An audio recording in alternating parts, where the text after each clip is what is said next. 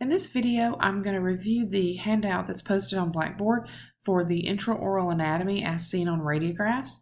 And what I've done in this packet is the first page is just kind of some general considerations, and then I've broken down the anatomy first by maxillary images and then mandibular images, and then within those I've given you a list of maxillary radiolucencies and maxillary radiopacities. And then I did the same thing with mandibular. So this list looks a little bit daunting, but I'm going to break it down and explain a little bit better so that you can, look through it a little quicker and understand what you're looking at. So some of the things to look at in a radiograph is make sure that you understand radiographic appearance of the normal anatomy and some different variations that could exist. You're not going to know what shouldn't be on an image until you know what should be. So we're going to cover a lot of this anatomy and show you what the image should look like. And that way, when you see an image that has an artifact or something in it, you'll know what that artifact not necessarily is, but you'll know that it shouldn't be there. Also, the effects of film placement and angulation changes and how they change the way anatomy looks. So think about as you're changing your horizontal and vertical angulation, or if your placement is off a little bit, keep in mind what that does and how that could distort the regular anatomy. The trabecular pattern differences in the mandible versus the maxilla.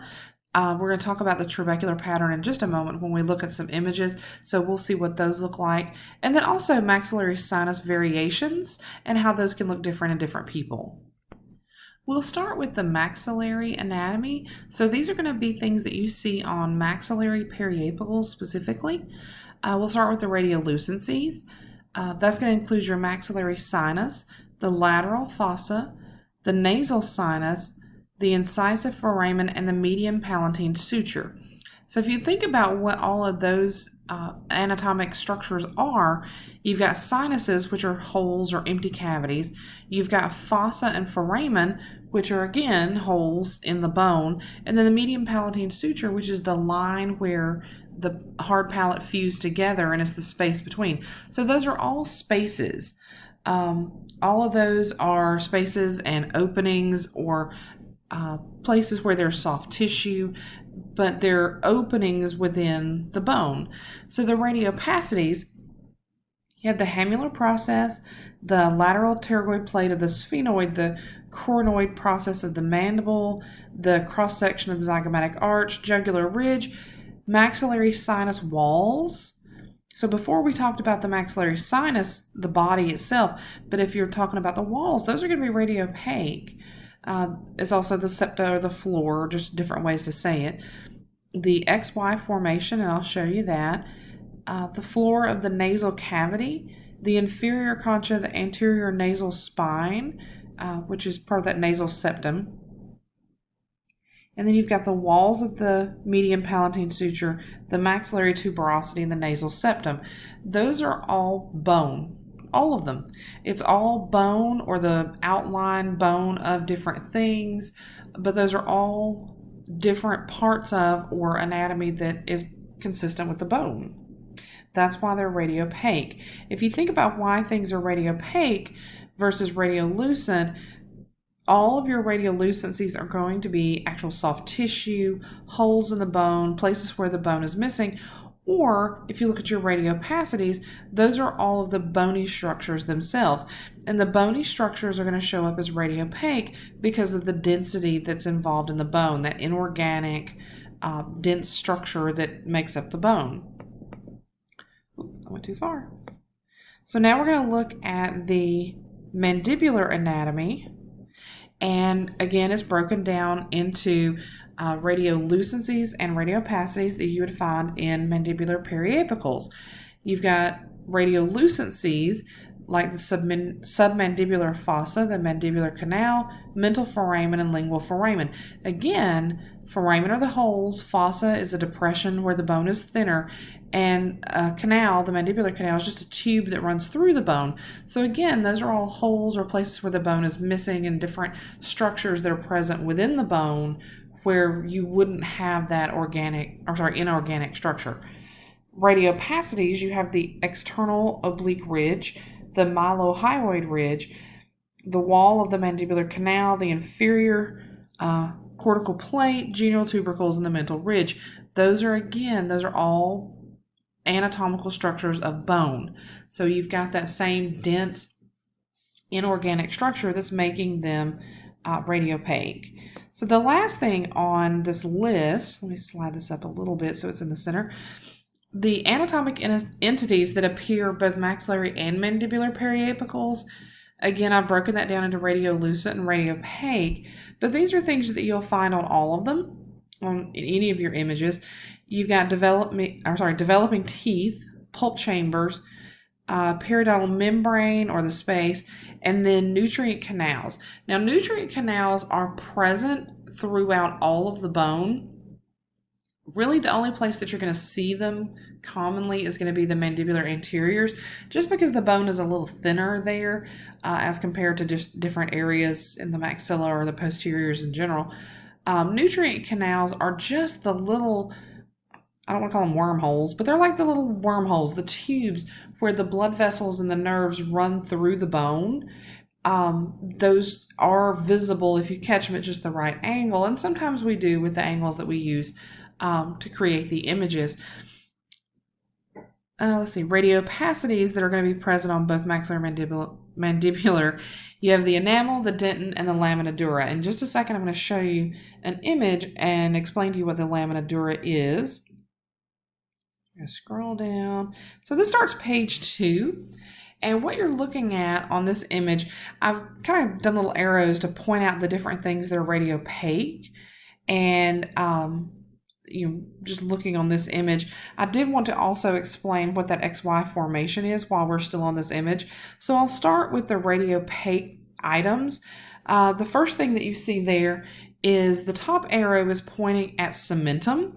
If you think about the cementum as the outer layer that covers and protects the root of the tooth, that's what that arrow is pointing at. The second arrow is pointing at the lamina dura, and that's something that is kind of hard to understand sometimes, but if you look at the bone, and hopefully my little cursor is showing there, but you can see this pattern. That's all the pattern that's created. Bone isn't solid. It's not solid and smooth, but it's also not hollow.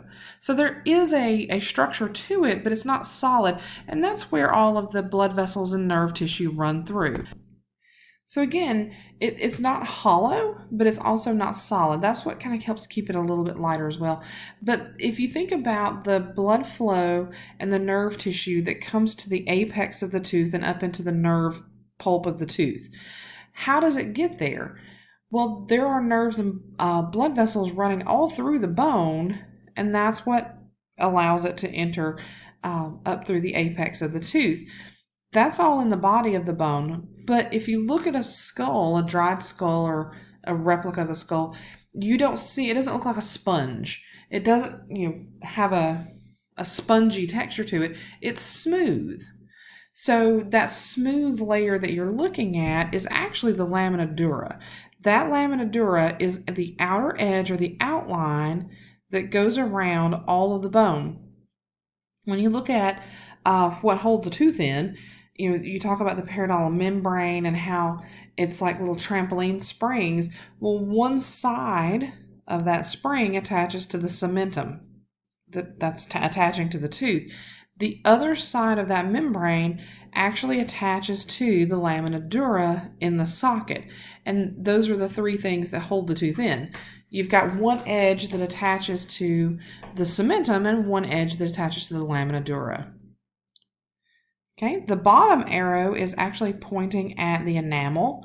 Enamel is the most dense structure present in the human body. And so when you're looking at a radiograph, it's going to be the brightest, most radiopaque thing naturally occurring in that image. Okay, now we're going to move to the next little image. So we're going to scroll this up. On this image, you can see kind of this radiopaque stripe goes up and then another one comes down. When you're looking at that, what you're looking at is, this is the nasal fossa here, and this is actually the maxillary sinus. So the first arrow is pointing to this radiolucency here, and that's the maxillary sinus. Again, this is the nasal fossa, so those are both radiolucent because they're big spaces filled with soft tissue and air. But you have to have that bone or the wall that separates them.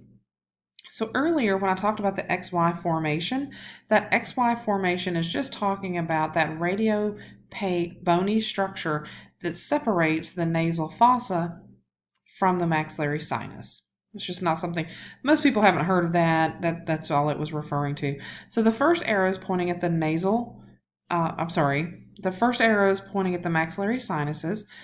The second arrow is actually pointing at the periodontal ligament space. The periodontal ligament itself is not visible in a radiograph since it's soft tissue, but it's the periodontal ligament space. Okay, the third arrow, the bottom arrow, is pointing at the pulp chamber where the nerve of the tooth would be present. All of those structures are radiolucent. Okay, now I've just kind of broken down the structures that make up the teeth, and they're kind of mixed between radiolucent and radiopaque. I've got radiopaque on one side, radiolucent on the other. Again, this is a little collection of arrows is all pointing to the periodontal ligament space, and then you've got the arrow that's pointing at the pulp chamber. Okay, then you have cementum, which is very radiopaque, dentin, which is softer. It's not the same density of that inorganic structure. It just doesn't show up as radiopaque on a radiograph. And also, if you think about how decay travels, once decay gets through the cementum or the enamel, it moves much more quickly through the dentin because it's just not as dense and strong of a material.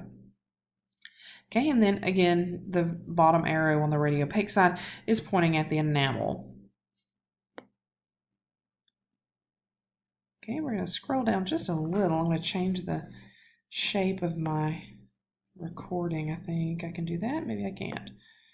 Nope, I cannot. Okay, so what we're looking at here is actually a diagram, and I've included, if I can make this work, I've included a diagram of the actual skull model itself, but also the radiograph in there just so you can see kind of the side by side.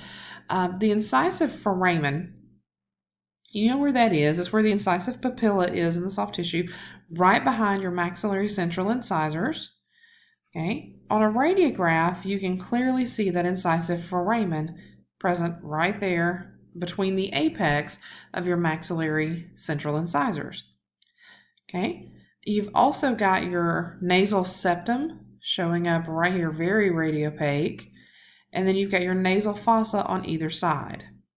Okay, so that's your nose. If you think about looking at a skull, you've got that nasal septum going up the middle of divide the two sides, and then you have nasal fossa on either side.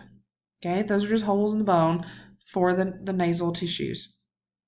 Okay, the median palatine suture runs the entire length of the hard palate, but because of other structures that cover it and get in the way, it's really only visible between the maxillary central incisors. So you have your median palatine suture present here. It's a radiolucent line. Then you kind of lose it behind the incisive foramen, which is right there in the center. And then everything's lost because if you think about those x-rays coming through, they hit that anterior nasal spine first. And so it being dense, it blocks the x-rays. So you're not going to see something radiolucent behind